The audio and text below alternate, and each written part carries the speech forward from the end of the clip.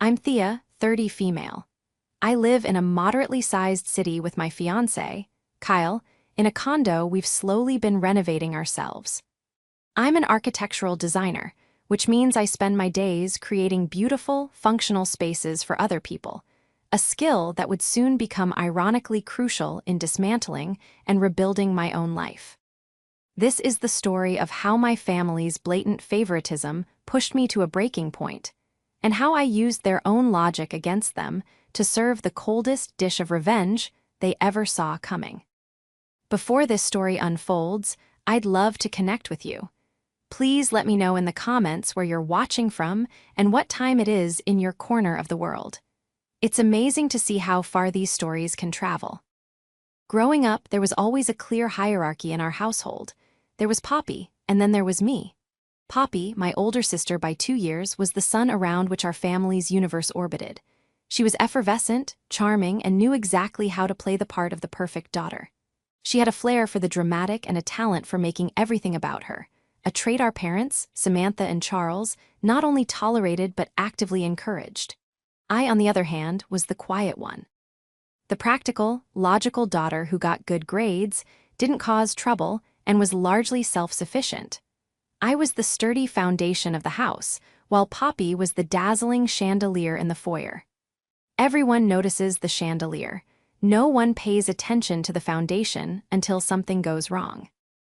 This dynamic was never more apparent than during the planning of Poppy's wedding. She got engaged a year before I did, to a man who was perfectly nice but seemed perpetually swept up in the whirlwind that was Poppy. The moment a ring was on her finger, my parents went into overdrive. My father, Charles, a financial advisor who prided himself on prudent investments, suddenly saw no expense as too great.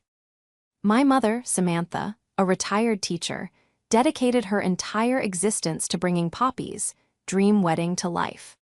Their excitement was palpable, and in the beginning I was happy for my sister. I truly was. But as the months rolled on, the sheer scale of the event became staggering.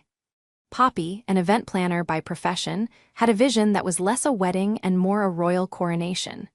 She wanted a historic estate for the venue, a custom-designed couture gown, a 10-piece band, and a 5-course meal curated by a celebrity chef. I remember sitting in on one of the planning meetings, held at my parents' dining room table, where the budget was being discussed. The numbers being thrown around were astronomical. I saw an invoice for flowers that cost more than my first car. "Are you sure about this, Dad?" I had asked gently, looking at the spreadsheet he was meticulously updating. "This is adding up to be a lot." My father, who had once given me a 45-minute lecture on the folly of buying brand-name cereal, just smiled. "It's Poppy's special day, Thea. You only get one of those. We want to give her the best." The final bill for Poppy's wedding came to just over $75,000. $5,000. My parents paid for every single cent. They cashed out some investments, dipped into their savings, and talked about it as the best money they'd ever spent. The wedding itself was a spectacle. Poppy looked like a princess, gliding down the aisle in her $1,000 shoes, the train of her dress so long it required 2 of her bridesmaids to manage. The reception was opulent, with ice sculptures and a champagne tower. My parents looked on, beaming with a pride so intense it was almost blinding. I played my part as the dutiful maid of honor, fixing Poppy's train, holding her bouquet, and giving a speech about sisterhood that felt more like a work of fiction than a heartfelt tribute. I smiled for the photos and toasted to her happiness, all while a small, quiet part of me felt an unsettling sense of imbalance. It wasn't jealousy over the wedding itself. I never wanted something so extravagant. It was the principle. The blatant, unapologetic display of favoritism was a flashing neon sign that only I seemed to see. A year later, my life took a wonderful turn when my long-term boyfriend, Kyle, proposed.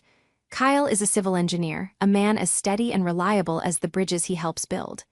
Our relationship was a partnership, built on mutual respect, shared goals, and a quiet, comfortable love. We weren't flashy people. We wanted a wedding that reflected us, simple, intimate, and meaningful. When we announced our engagement, my parents' reaction was pleasant. They hugged us, said congratulations, and Mom immediately asked, "So, have you set a date?" There wasn't the frantic, excited energy that had surrounded Poppy's engagement. There were no immediate offers to start a planning binder or calls to secure venues. It was the kind of polite enthusiasm you'd show a neighbor's kid who just graduated. Kyle and I had already discussed our plans. We wanted a small ceremony at a local botanical garden and a relaxed reception at our favorite restaurant, which had a beautiful private room. Our total budget was a modest $15,000, a sum we had diligently saved and were prepared to pay for ourselves. We weren't expecting a handout, but based on the precedent set by Poppy's wedding, I harbored a naive hope that my parents might offer to contribute something, even a small fraction of what they'd given my sister. It would have been a gesture, a symbol that my happiness and my milestone moments were just as important to them. We invited my parents and Poppy over for dinner to share our plans. I laid out our vision for the day, the beautiful gardens, the cozy restaurant, the focus on good food and good company rather than extravagance. "That sounds lovely, dear," my mother said, sipping her wine. "Very practical, just like you." The word practical was dropped like a small, weighted stone. It wasn't a compliment. In our family's language, practical was code for boring or less than. Poppy was dazzling, creative, visionary. I was practical. "And we've been saving up," Kyle added, placing a reassuring hand on my arm. "We're really excited to be able to host a day that feels like us, without starting our marriage in debt." My father nodded, a thoughtful look on his face. "Very responsible," he said, and my heart sank a little further. Responsible was the twin sister of practical. It was the pat on the head you give the child who doesn't ask for much. I waited, holding my breath for them to say something more to offer some support. The silence stretched. Finally, my dad cleared his throat. "Well, speaking of the wedding," he began, and a flicker of hope ignited within me. "Your mother and I were talking, and we have a wonderful idea that will help you save a significant amount of money." This was it, I thought. Maybe they were going to offer to pay for the venue or the catering. "It's about your dress," my mother chimed in, her eyes twinkling as if she were about to bestow upon me the greatest gift imaginable. "We have the perfect solution." "We have the perfect solution," my mother repeated, her smile widening. I leaned forward, genuinely curious and still clinging to that fragile thread of hope. Kyle gave my hand a supportive squeeze under the table, sensing the importance of this moment. My father, Charles, took the lead, adopting his financial advisor tone, as if he were presenting a can't-miss investment opportunity. "A wedding dress is a huge expense, Thea. An emotional purchase that gets worn once and then sits in a box for 50 years. It's not a sound investment." "Okay," I said slowly, unsure where this was going. "Poppy's dress was exquisite," my mother continued, her voice filled with reverence. "A true work of art, and it's been professionally cleaned and preserved. It's just sitting in its box in our attic." The air in the room seemed to thin. I could feel Kyle stiffen beside me. A cold, heavy feeling began to settle in my stomach as the implication of her words slowly dawned on me. She couldn't possibly mean. "So," my father concluded with a flourish, as if he just solved a complex equation, "we thought you could wear Poppy's dress for your wedding. It's already paid for. It would be your something borrowed, and it would save you thousands of dollars." He beamed at me, genuinely proud of this solution. My mother nodded eagerly, her expression a mixture of sentimentality and self-congratulation. They looked at me, expecting gratitude, perhaps even tears of joy. What they got was a stunned, deafening silence. I stared at them, my mind racing to process the sheer audacity of the suggestion, Poppy's dress. They wanted me to walk down the aisle to marry Kyle, the man I loved, in the shadow of my sister's extravagant wedding. The dress wasn't just a piece of fabric. It was a symbol of the entire $75,000 spectacle they had bankrolled for her. It represented everything I wasn't: the princess, the center of attention, the daughter who was worth investing in. Offering me her dress wasn't a kindness. It was a reinforcement of my status as the second best, the afterthought, the recipient of hand-me-downs. Poppy, who had been uncharacteristically quiet, finally spoke up. "It's a brilliant idea, isn't it?" she said, her voice dripping with false generosity. "The dress is stunning, Thea. You'd look beautiful in it. It might need a few alterations, of course. You're a bit straighter than I am." The subtle dig at my body was the final straw. The cold feeling in my stomach turned into a hot, rising anger. I looked from my sister's smug face to my parents' expectant ones. They didn't see it. They genuinely did not understand how deeply insulting their offer was. To them, it was just practical, economical, responsible. They had spent a fortune to make Poppy feel unique, ND special, and now they were asking me to erase my own identity on my wedding day to save a few bucks. "No," I said, my voice quiet but firm. The smiles on their faces faltered. "No," my mother repeated, confused. "What do you mean no? It's a gorgeous dress." "I mean, no, I will not be wearing Poppy's wedding dress," I clarified, my voice gaining strength. "I appreciate the thought," I added, a lie that tasted like acid, "but I want to choose my own dress. The experience of picking it out is important to me." My father frowned. "Thea, don't be emotional about this. It's a practical decision. Think of the savings. That money could go towards a down payment on a house." The hypocrisy was breathtaking. "Did you tell Poppy to be practical when she wanted a $10,000 dress?" I asked, my voice sharper than I intended. "Did you tell her the money could go towards a house?" The mood in the room shifted instantly from cheerful to tense. My father's face hardened. "That's different, and you know it," he said dismissively. "Why?" I pressed, unable to stop myself. "Why is it different? Why did her wedding merit a $75,000 investment, while mine merits a lecture on practicality and a hand-me-down dress?" "We just thought it would be a nice way to pass something down," my mother said defensively, her eyes welling up with tears. It was her go-to tactic. When confronted, she would retreat into the role of the wounded, misunderstood mother. "A family heirloom." "It's not an heirloom," I countered, my voice rising. "It's a 2-year-old dress that you bought for my sister. An heirloom is my grandmother's locket, which, by the way, you also gave to Poppy." This was true. The small, delicate gold locket that had belonged to our grandmother, which I had always adored, was given to Poppy as her something old for her wedding. I hadn't even been considered. Kyle, ever the calm in my storm, finally stepped in. "With all due respect, Charles, Samantha," he said, his tone polite but unwavering, "this is our wedding. Thea deserves to have the experience she wants, and that includes choosing her own dress. We've budgeted for it, and we are not asking for your financial help." His support was a lifeline, but it did little to quell the storm brewing inside me. The argument escalated. My parents accused me of being ungrateful and jealous of my sister. Poppy chimed in, saying I was always so sensitive and was ruining a perfectly lovely family dinner. The more they pushed, the more I realized this wasn't just about a dress. It was about a lifetime of being minimized, of my achievements being met with polite nods while Poppy's were celebrated with parades. It was about the fundamental inequality that had defined our family dynamic for 30 years. The dinner ended with me in tears of frustration and my mother crying tears of manipulation. My father was stoic and angry, while Poppy looked thoroughly pleased with the drama she had helped create. Kyle and I left my parents' house that night with a heavy cloud hanging over us. The joy and excitement for our wedding had been tainted, replaced by a bitter resentment.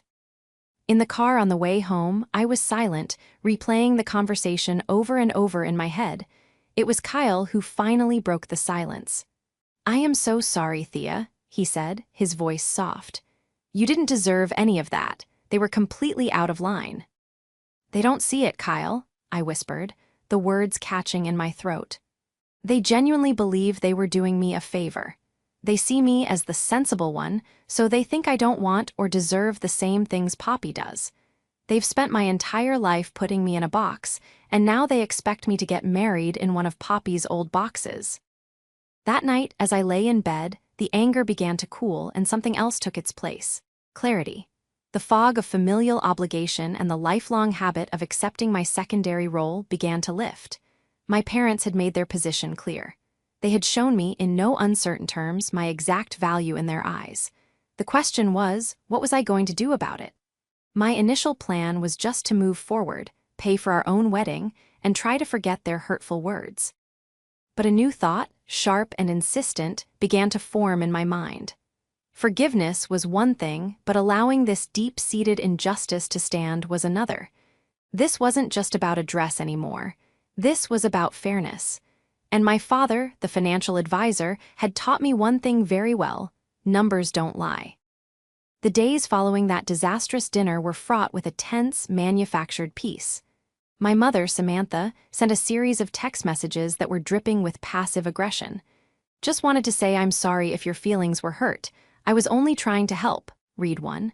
Another said, "I hope we can all move past this and focus on your happy day." There was no real apology, no acknowledgement of the core issue. It was a classic maneuver designed to paint me as the oversensitive one who couldn't take a well-intentioned suggestion. I gave polite, non-committal replies, but inside, a quiet revolution was taking place. The initial sting of the insult had morphed into a cold, analytical resolve. My parents and Poppy had operated on the assumption that I would eventually get over it, accept my place, and everything would go back to normal. They had underestimated me. They saw Thea, the practical, quiet daughter. They had forgotten about Thea, the architectural designer, the woman whose job it was to look at a flawed structure, identify its weaknesses, and design a better, stronger one. My family's structure was deeply flawed, and I was about to start drawing up new blueprints. My fiancé, Kyle, was my rock through all of this. One evening, about a week after the Dressgate incident, I was sitting at our kitchen island, staring blankly at a wedding spreadsheet on my laptop. Kyle came up behind me and wrapped his arms around my shoulders. "Still thinking about it?" he asked gently. I sighed, leaning back against him. "I can't stop thinking about it. It's not just the dress, Kyle, it's the $75,000. It's the fact that they could do that for her, and for me, they offer a cast-off. My dad is a financial advisor. He preaches about fairness and smart investments. How can he not see this as the most lopsided, emotionally bankrupt investment a parent could make?" Kyle was quiet for a moment, then he said something that would become the catalyst for everything that followed. "You know, your dad is meticulous about records. He keeps files for everything. I bet he has a record of every dollar he gave Poppy." A light bulb went on in my head. He was right. My father was almost obsessive about his financial records. He had binders and spreadsheets for household expenses, vacations, and car maintenance. It was inconceivable that he wouldn't have a detailed ledger for an expenditure as massive as Poppy's wedding. "He called it an investment in her happiness," I said, a new idea taking root. "And he's always said that any significant financial gift to one of us kids would be treated as an advance on our inheritance, to be reconciled later to ensure things are fair." This was a rule he had drilled into us since we were teenagers. When he helped Poppy with a down payment on her first car, he'd made a note in his family ledger, explaining that an equivalent amount would be credited to me in the future. It was his way of maintaining the illusion of perfect fairness. "So, the $75,000 for the wedding," Kyle said, following my train of thought, "should technically be on that ledger, as an advance on Poppy's inheritance." "Exactly," I said, my heart starting to beat a little faster. "But I bet he never logged it. I bet that was a gift, not an advance, because it was for Poppy. For the golden child, the rules are different." The next weekend, I went over to my parents' house under the guise of wanting to look through some old photo albums for our wedding slideshow. It was a plausible excuse, and my mother, eager to smooth things over, was delighted. While she was busy in the kitchen making tea, I made my way to my father's home office. It was his sanctuary, a room filled with oak furniture, leather-bound books, and rows of neatly labeled filing cabinets. My hands were trembling slightly as I scanned the labels. Taxes, insurance, household, and then I saw it: family finances. I pulled the drawer open. It was as organized as I knew it would be. There were folders for Thea education, Poppy car loan. My stomach was in knots. This felt like a huge betrayal of trust, but their betrayal of me felt so much greater. I found the main ledger, a thick binder with spreadsheets detailing every major family expense for the last 15 years. I flipped through the pages, my eyes scanning the entries. There it was, clear as day. A section for Poppy, with the car down payment logged, a loan for her to start her event planning business, with a note that it had been forgiven on her 30th birthday, and various other smaller amounts. I then turned to the period covering her wedding. I scanned the months leading up to the big day, my finger tracing the lines of expenses. I saw payments to our home insurance, property taxes, a vacation to Italy. But there was nothing about the wedding. Not a single entry for the caterer, the venue, the florist, or the $10,000 dress. A sum of $75,000, an amount that would fundamentally alter both my and Poppy's financial futures in terms of inheritance, had simply vanished from the official family record. It hadn't been an advance. It had been a gift, given outside the rules of fairness my father so proudly claimed to uphold. It was a secret transaction designed to maintain the family myth, that both daughters were treated equally. I quickly took out my phone and, with shaking hands, took clear, high-resolution pictures of every relevant page of that ledger. I photographed the pages detailing the loans and gifts to Poppy. I photographed the pages from the year of her wedding, highlighting the conspicuous absence of any of those expenses. I also photographed the page at the very front of the binder, where my father had written his family financial charter, a pompous document he'd typed up himself, which stated, among other things, that all substantial monetary gifts to the children will be recorded and treated as an advance on their portion of the estate to ensure absolute equity. I slipped the binder back into the filing cabinet just as my mother called out that the tea was ready. My heart was pounding, but I felt a strange sense of calm. I had the proof. The numbers didn't lie. For my entire life, I had been told that my feelings of being second best were just in my head, that I was too sensitive. But here, in black and white and Arial font, was the cold, hard evidence that it was real. The inequity wasn't a feeling, it was a documented financial strategy. As I sat with my mother, pretending to laugh at old photos of me with crooked bangs and Poppy in a princess costume, I knew that everything had changed. The plan that had been a vague, angry whisper in my mind was now starting to take shape. It was no longer just about getting my own wedding dress. It was about correcting a balance sheet that had been deliberately falsified for years. My father was a man of numbers and rules. I was about to use his own rules to teach him a lesson in accounting he would never forget. With the photographic evidence secured on my phone, backed up to the cloud, and saved on a separate hard drive, I felt a shift in my perspective. The hurt and anger, while still present, were now channeled into a focused, methodical energy. I was no longer just the wounded daughter. I was a designer with a problem to solve, and the problem was a system built on deceit. Kyle was my co-conspirator and my voice of reason. That evening, I laid everything out for him on our living room floor. I showed him the pictures of the ledger, pointing out the meticulously recorded smaller gifts to Poppy and the glaring, $75,000 sized whole from her wedding year.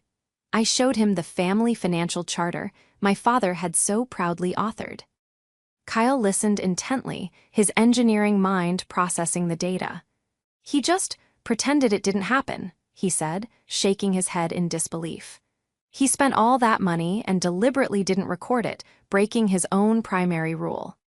Exactly, I said. He broke his rule to favor Poppy, and then had the nerve to lecture me on being practical and responsible. He didn't want the official record to show the massive disparity. He wanted to maintain plausible deniability, to always be able to say he was fair. So what's the next step? Kyle asked. Are you going to confront him with this? Not yet, I replied, my mind already working through the phases of my project. A direct confrontation right now will just result in a huge fight. They'll gaslight me, call me a snoop, and my mom will cry. They'll make it about my methods, not their actions. I need more than just the ledger. I need to understand the full picture. My investigation began to widen. The first piece of the puzzle was understanding my parents' current financial situation. My father portrayed himself as a comfortable but careful man. Was the $75,000 a drop in the bucket for them, or was it a significant sacrifice? This was crucial. If they were fabulously wealthy, the gift was purely about favoritism. If it had been a financial strain, it made their subsequent treatment of me even more egregious. I started by doing some discreet online research. My father's financial advisory firm was well established. Public records provided an estimate of the business's value. Property records showed what they paid for their house and its current estimated value. It was clear they were well off, but not extravagantly rich. A $75,000 expenditure would have been a major, noticeable hit to their liquid savings or investment portfolio. It was a sacrifice, and they had chosen to make it for only one of their children. The next step was to understand Poppy's financial situation. She lived a lifestyle that always seemed a step above what her career as a freelance event planner should have supported. She drove a newer car, went on frequent vacations, and her apartment was stylishly decorated. I had always suspected my parents were subsidizing her life, and the forgiven loan in the ledger for her business startup confirmed part of it. But I needed to know more. This is where things got a little more complex. I would never illegally access her accounts, but people, especially my sister, have a tendency to overshare their lives on social media. I spent an evening scrolling through years of Poppy's Instagram and Facebook posts. It was a digital diary of her spending habits. There were photos from a trip to Bali, a ski trip to Aspen, and a long weekend in New York for a Broadway show. Each photo was a data point. I cross-referenced the dates of these trips with the family ledger. Interestingly, a few of the more expensive-looking trips seemed to coincide with periods when my parents had made undocumented cash withdrawals, which I remembered my mom vaguely mentioning for home renovations that never seemed to happen. It was circumstantial, but it painted a picture of a steady, off-the-books stream of support. The most damning piece of information, however, came from an unexpected source. My aunt, my mother's sister, was a bit of a gossip but had always had a soft spot for me. I called her under the pretense of asking for a family recipe. We chatted for a while, and I casually brought up my wedding planning, mentioning how stressful budgeting could be. "Oh, I know," she said with a sigh. "Your mother was so stressed during Poppy's wedding planning. Charles was in a state for months." "Really?" I asked, feigning surprise. "They seemed so happy about it." "Oh, they were happy for Poppy," my aunt clarified. "But the money, that was a different story. Samantha told me they had to sell a portion of Charles's stock portfolio that he was saving for their retirement. He wasn't happy about it, but Poppy had her heart set on that venue, and you know how she can be. He said it would set their retirement plans back at least 5 years. Bingo! This was the confirmation I needed. It wasn't just a gift. It was a financially irresponsible decision that impacted my parents' own future security, all in the name of appeasing my sister. And after making that massive, long-term sacrifice for her, they couldn't even fathom spending a few $1,000s to allow me the dignity of choosing my own wedding dress. Instead, they offered me the very symbol of that sacrifice as a hand-me-down. The final dot to connect was the dress itself. I needed to know exactly how much it cost. Poppy had been vague, just calling it couture. A little online sleuthing, using photos from her wedding, led me to the designer. A quick, anonymous email to the bridal boutique, posing as an interested buyer with a picture of the dress, got me the answer. The dress, with custom alterations, had cost just under $10,000. The sheer gall of them asking me to wear a $10,000 reminder of their favoritism was staggering. With all this information, the picture was complete and crystal clear.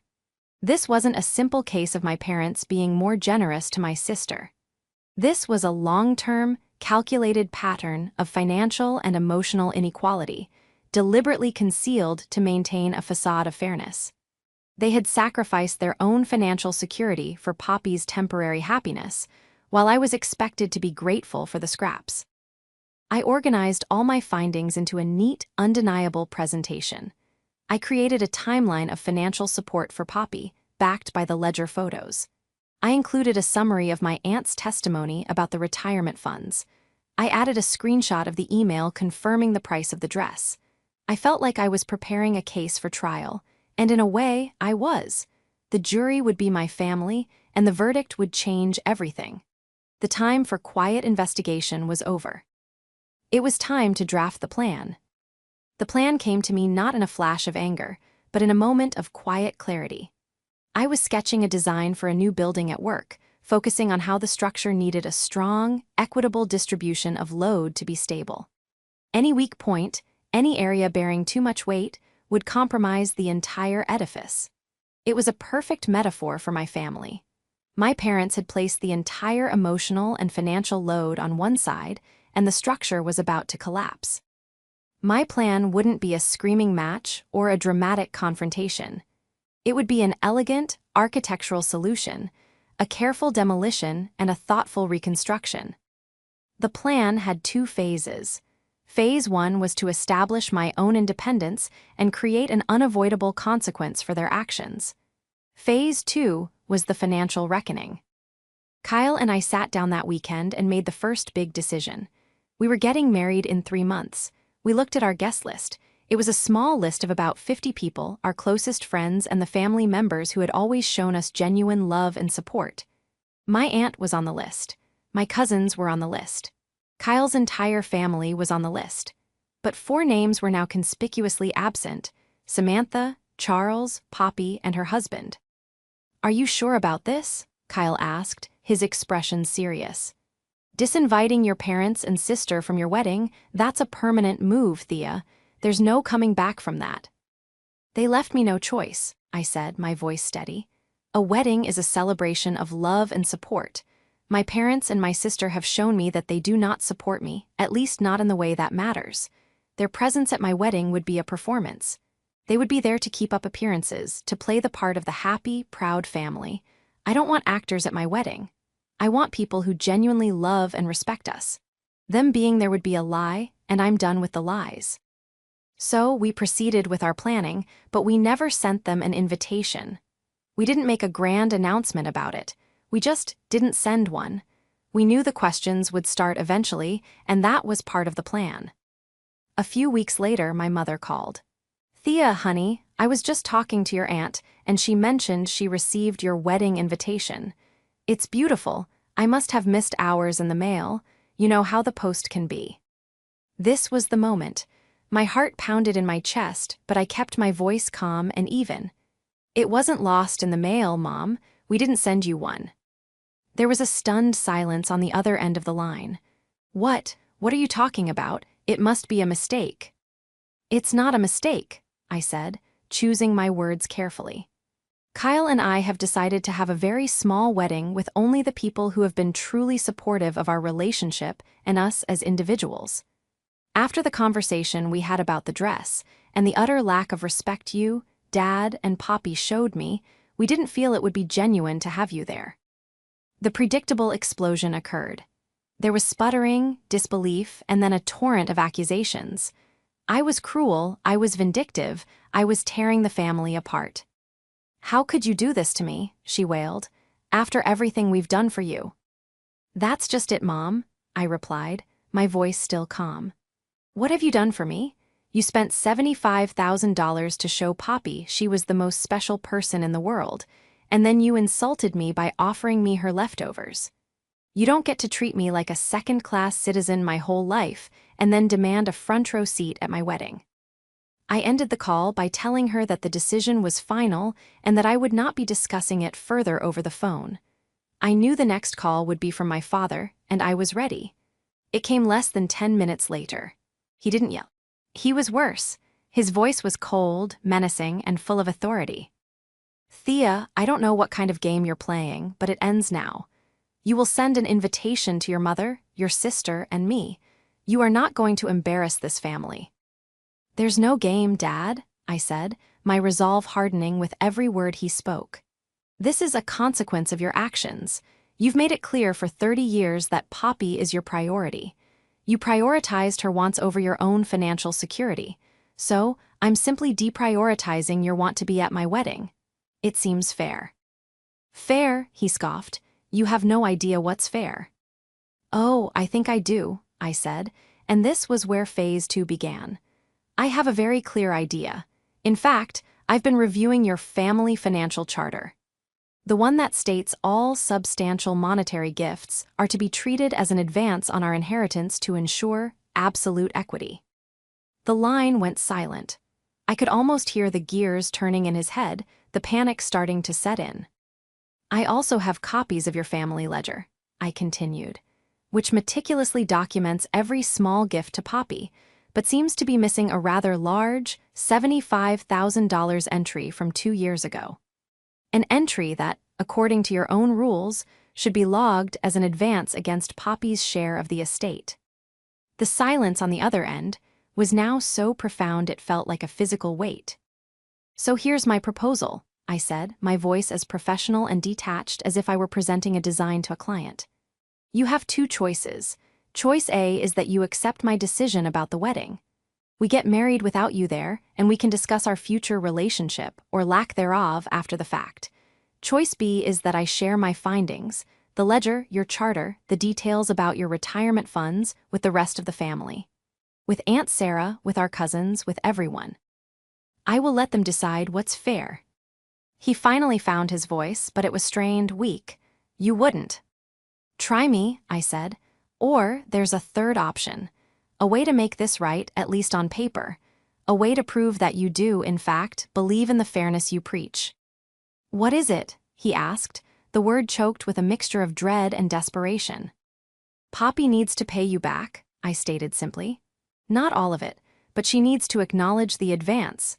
She needs to sign a formal loan agreement, drafted by a lawyer, acknowledging a debt to your estate for the $75,000.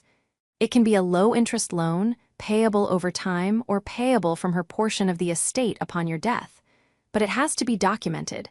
It has to be made official. The books have to be balanced." I told him he had until my wedding day to decide. If Poppy signed the agreement, I might reconsider their attendance. If they refused, I would proceed with sharing the information, and they would be permanently out of my life. The power dynamic had shifted. I had taken their secret and turned it into my leverage. I hung up the phone, my hand trembling slightly, but for the first time in my life, I felt like I was in control of my own story. The unsent invitation was not just a rejection, it was a summons, and court was now in session. The 2 weeks leading up to my wedding were the quietest, most nerve-wracking weeks of my life. After my final phone call with my father, a wall of silence descended from my side of the family. There were no more angry calls, no tearful texts from my mother, no snide messages from Poppy. It was an unnerving calm, the kind that comes before a storm breaks. I didn't know if they were furiously planning a counterattack or if my ultimatum had actually forced them into a corner. Kyle and I focused on the final wedding preparations, a welcome distraction.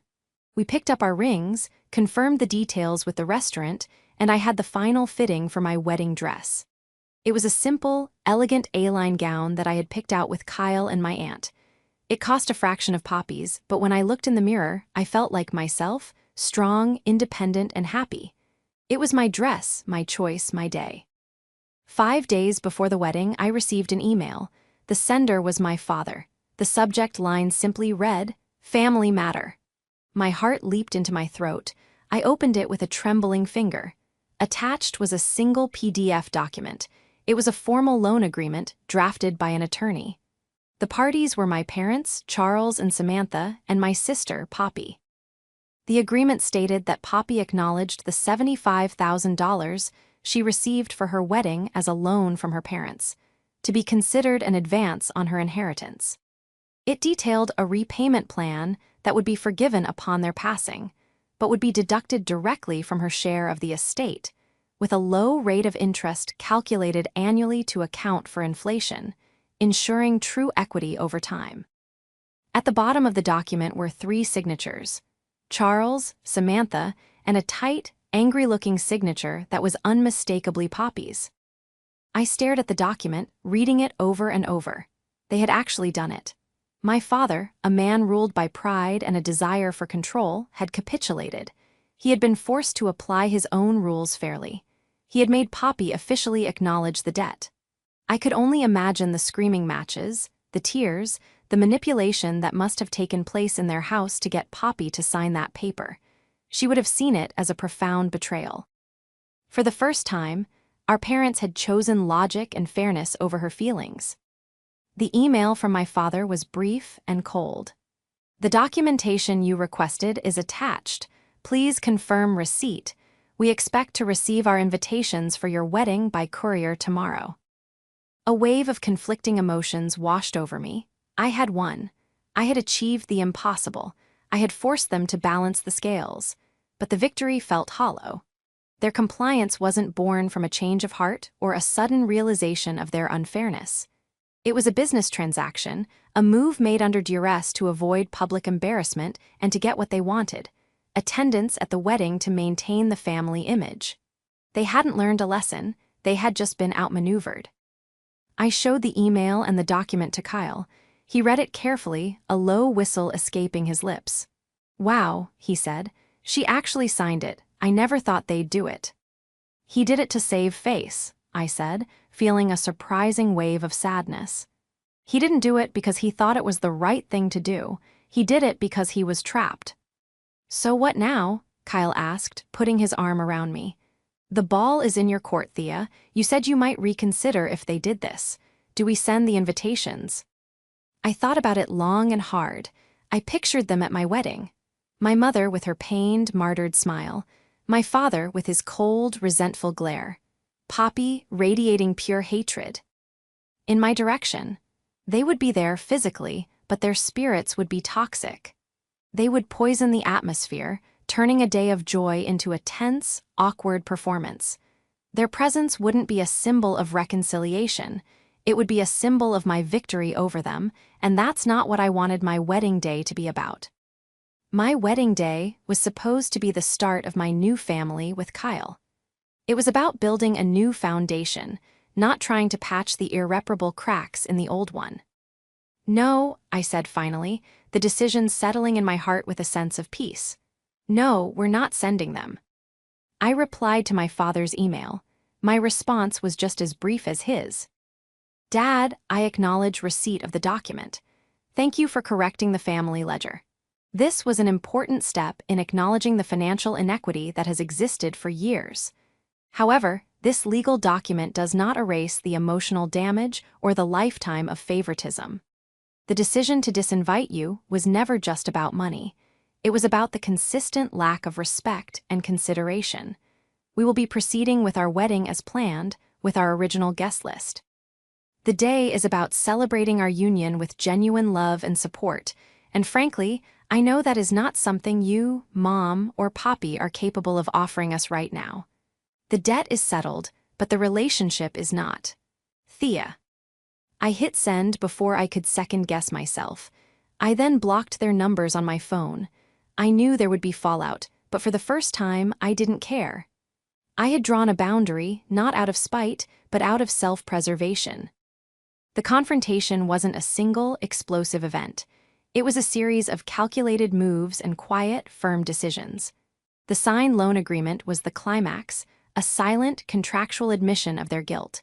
It was the moment the debt, both financial and emotional, was finally brought into the light. The consequence was that they had fixed the books, but they had lost their daughter in the process. They had balanced their ledger, but in doing so, they had closed their account with me.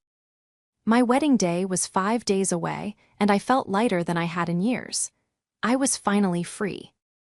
Our wedding day was perfect.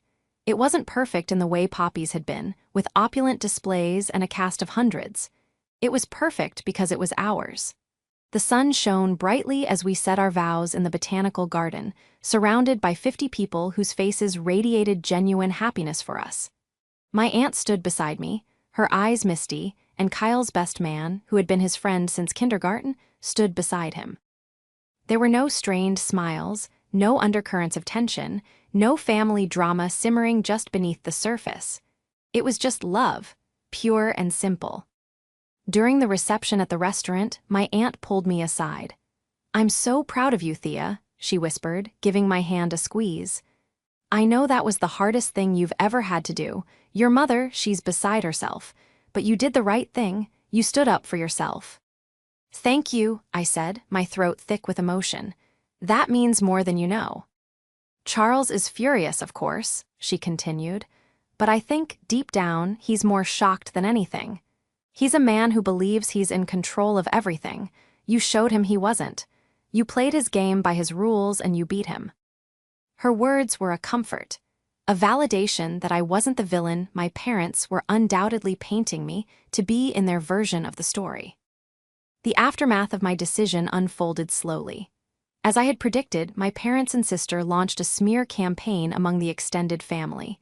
We heard secondhand that I was cold, mercenary, and vindictive.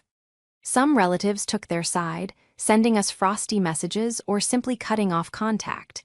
But the ones who mattered, the ones who had always seen the family dynamic for what it was, rallied around us. They understood. Poppy's life, from what I gathered, underwent a significant change. The reality of the signed loan document meant the endless river of cash from our parents dried up. The off-the-book subsidies stopped. Suddenly, she had to live within the means of her actual income. Her flashy lifestyle took a noticeable hit. The Bali trips were replaced by weekends at a local lake. Her designer wardrobe purchases slowed to a trickle. She was reportedly furious, resentful, and felt victimized. In her mind, I hadn't just exposed an injustice, I had stolen her birthright. The fact that she was now legally and financially accountable for the preferential treatment she had enjoyed her entire life was a bitter pill for her to swallow. About 6 months after the wedding, my father reached out. He sent a letter, old-fashioned pen and paper. It wasn't an apology, not really. It was more of a concession, a white flag from a defeated general. He wrote that he regretted the breakdown in communication and that he had always tried to do what as best for both his daughters. He didn't admit fault, but he did say that reviewing his financial records had been an instructive experience. He ended the letter by saying he hoped that, in time, we could find a way to be a family again. I didn't reply right away. I had to sit with it, to process what he was saying and, more importantly, what he wasn't. There was no mention of my mother or Poppy. This was his attempt to repair the bridge he had burned. Kyle and I discussed it at length. "He's reaching out," Kyle said. "That's a start, isn't it?" "It's a start," I agreed. "But I'm not the same person I was a year ago. I'm not going back to the way things were." I eventually wrote back. I told him I appreciated his letter. I told him that for us to have any kind of relationship, it would have to be a new one, built on honesty and mutual respect, not on old habits and unspoken rules. I told him it would take time. The process has been slow. I have had a few stilted, one-on-one lunches with my father. The conversations are careful, navigating the minefield of our past. There's an awkwardness there that never existed before, but underneath it, there's a sliver of something new, respect. He sees me not as his quiet, practical daughter, but as a woman who knows her own worth. I have not spoken to my mother or Poppy since before the wedding. My mother is too deeply entrenched in her role as the wounded party, and Poppy, from what I hear, considers me her sworn enemy. Maybe one day that will change, but I'm not holding my breath. My peace of mind no longer depends on their approval. Kyle and I are thriving. We are saving for a house, a real one that we want to design together. Our lives are filled with friends who are like family and family who act like friends. We are building our own foundation, one based on partnership, equality, and the quiet, sturdy love that I once mistook for being practical. I've learned that practical isn't a bad word. It means something is solid, reliable, and built to last. It's the foundation that allows the beautiful things in life to be built upon it. I am no longer the forgotten foundation of a flawed family structure. I am the architect of my own life, and the future I'm building is sound, spacious, and filled with light.